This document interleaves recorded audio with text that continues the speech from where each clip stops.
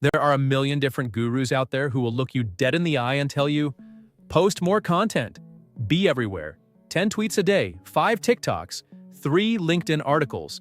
If you're not posting, you're dying. And if you're like most entrepreneurs, you listen, you grind. But here's the cold, hard truth that nobody wants to admit. Most small business owners are creating content backwards, and it is absolutely killing their results. I'm not talking about bad lighting or bad audio. I'm talking about a fundamental flaw in who you are talking to. If you feel like you are on a content hamster wheel, running faster and faster every single week, but staying in the exact same revenue spot, this video is going to change your life. Because today, I'm going to show you why posting more isn't the answer. Mapping your content to how human beings actually buy is. By the end of this video, you won't just have a content strategy, you'll have a market dominance strategy. So let's look at what is actually happening in the real world. Let me introduce you to Sarah. Sarah runs a productivity coaching business. She is brilliant at what she does. She changes lives. But like most solo founders and small business owners, she fell into the guru trap. She's been posting daily on LinkedIn.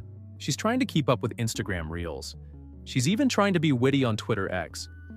She is spending 3 to 4 hours a day writing, filming, and editing. And the result? She posts a masterpiece that took her 2 hours to write, and it gets 2 likes. Maybe 3 if her mom sees it. Does that sound familiar? The silence after you hit publish is deafening. But here's the thing Sarah didn't realize. It wasn't that her content was bad, her writing was fine. Her advice was solid. The problem was that she was creating content exclusively for people who already knew they needed help. She was writing for the person who wakes up and says, I need to hire a productivity coach today. And you might be thinking, well, isn't that the point? Don't we want people who want to buy? Yes. But here's the secret that the top 1% of marketers know, and the other 99% miss completely. The real money isn't in the people who are ready to buy. The real money is in the people who don't even know they have a problem yet. Let's break this down mathematically.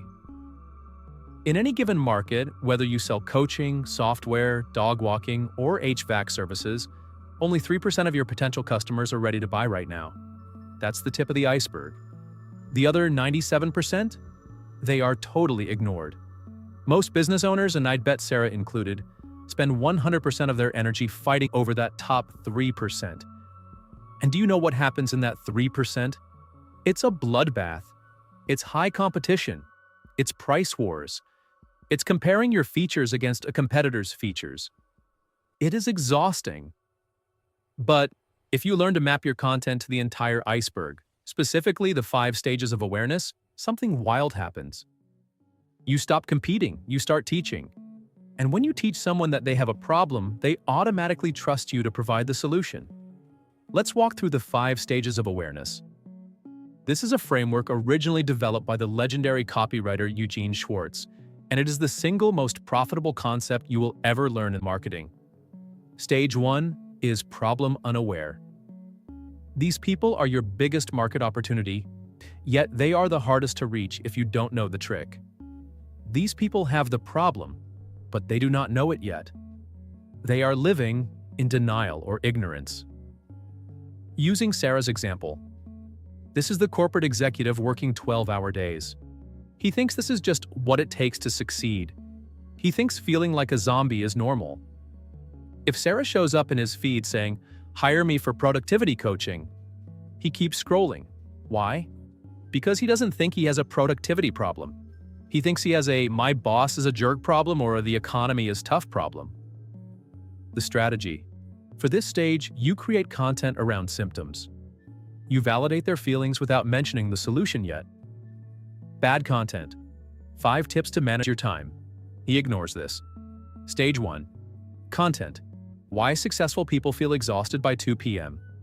Or is the 12-hour workday actually killing your career growth? See the difference? We are talking about the pain, not the pill. Stage 2 is problem aware. Now, something has shifted. They know something is wrong, they are burned out, they are stressed, their spouse is mad at them for missing dinner.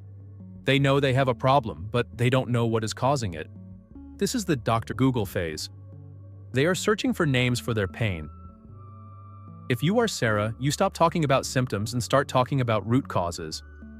You help them diagnose themselves. Stage 2. Content.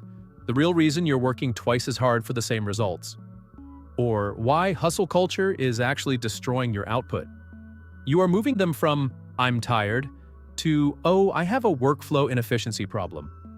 You have just defined the problem for them, and the person who defines the problem is usually the one they trust to solve it. Stage 3 is solution aware. They know the problem, inefficiency, burnout. Now they are looking for the mechanism to fix it, but they aren't looking for you yet. They are looking at categories of solutions. They are thinking, do I need a new app? Do I need a virtual assistant? Do I need a vacation? Or do I need a coach? This is where you introduce your methodology. You sell the way you solve the problem, not the product itself. Stage 3. Content.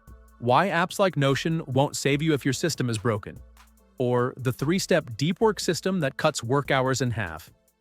You are convincing them that your method, coaching systems, is superior to the other methods, buying an app or hiring a VA.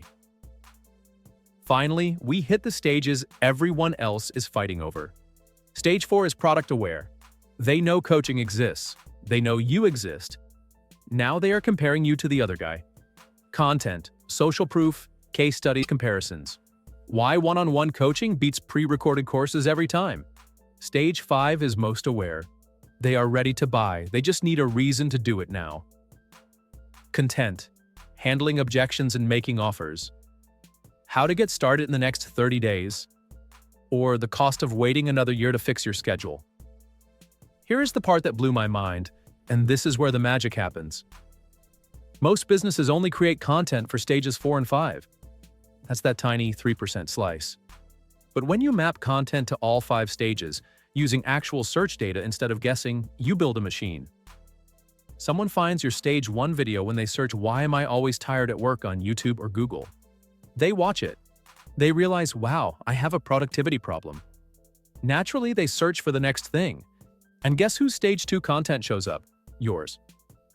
You are walking them hand in hand from, "I don't know what's wrong," to, "Here is my credit card."